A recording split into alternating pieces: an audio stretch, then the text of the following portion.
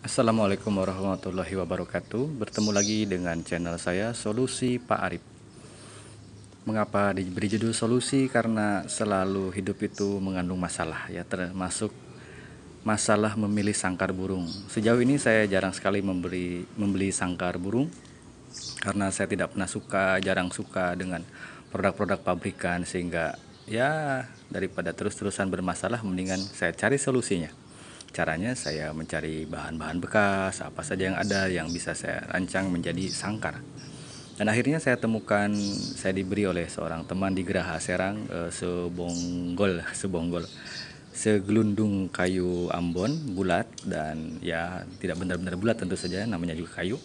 Kemudian itu sekitar 6 cm dan saya potong menjadi dua sehingga menjadi dua lingkarannya. Ini papannya, yang papan ini papan ya, bukan gelondongannya. Sedangkan bagian atas sangkar ini saya buat dari dahan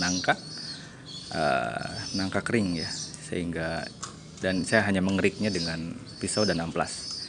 Sedangkan tiangnya dari kayu nangka yang saya bikin pipih sekitar 1 cm saja dan dilubangi dengan sekrup sehingga menjadi kuat. Ramnya sendiri pernah saya coba dengan ram bambu tapi kurang klasik, dan saya membayangkan ini menjadi sangkar seperti kastil ya. Lalu saya memasangnya dengan ram yang sebenarnya jauh lebih cepat dan jauh lebih murah ya. Ram ini bisa kita dapatkan di material terdekat mungkin sekitar 6.000 per meter ya. Dan ini hanya 50 cm yang saya pakai.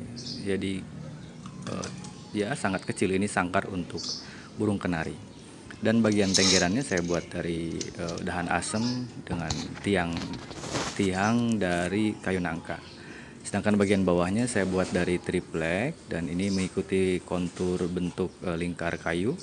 Juga saya beri pengunci pin kawat di bor pada kunciannya sehingga alas kotorannya tidak jatuh, dan dibuat penarik pada bagian tengah agar selalu membukanya dengan sentral.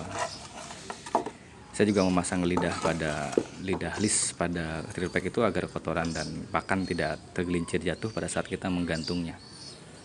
Dan bagian bawahnya sendiri, alasnya itu saya gunakan jeruji bambu ya, supaya lebih ramah pada kaki burung, dengan penahan lubang dari kayu nangka juga. Nangka itu sangat kuat dan enteng ya. Saya selalu memilih dan menyukai kayu nangka untuk penguatan beberapa hal yang saya bikin. Juga kaki kandang ini dari hanya 3 saja dari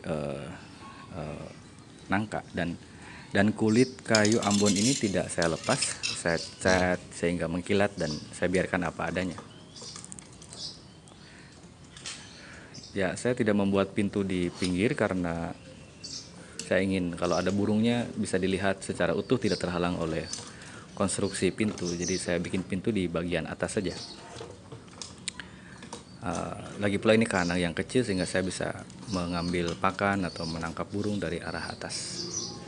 Dan pintu ini saya buat dari triplek dengan beban triplek tambahan di bawahnya supaya dia mudah jatuh ketika saya mengangkatnya.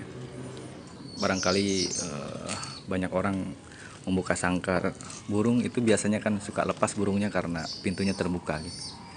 Saya tambah kunci juga pada pintu itu dengan pin kawat supaya tidak lepas. Dan tarikan ini tidak hanya bisa menarik sangkar, tapi juga bisa menggantung sangkar dengan cara terbalik. Jadi sebenarnya bukti bahwa sangkar ini sangat kuat, saya bisa menggantungnya secara terbalik.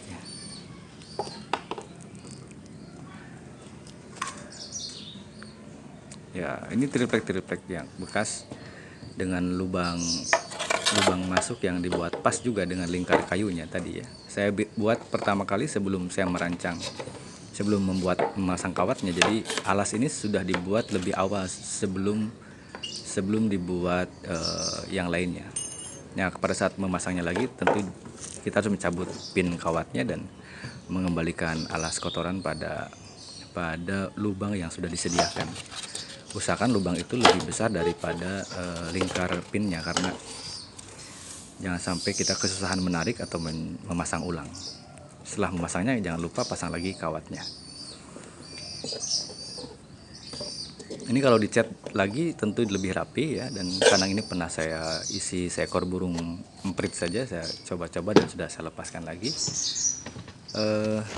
Ini adalah koleksi saya, salah satu solusi saya untuk mengatasi stres melihat sangkar-sangkar buatan orang ya, yang saya tidak suka.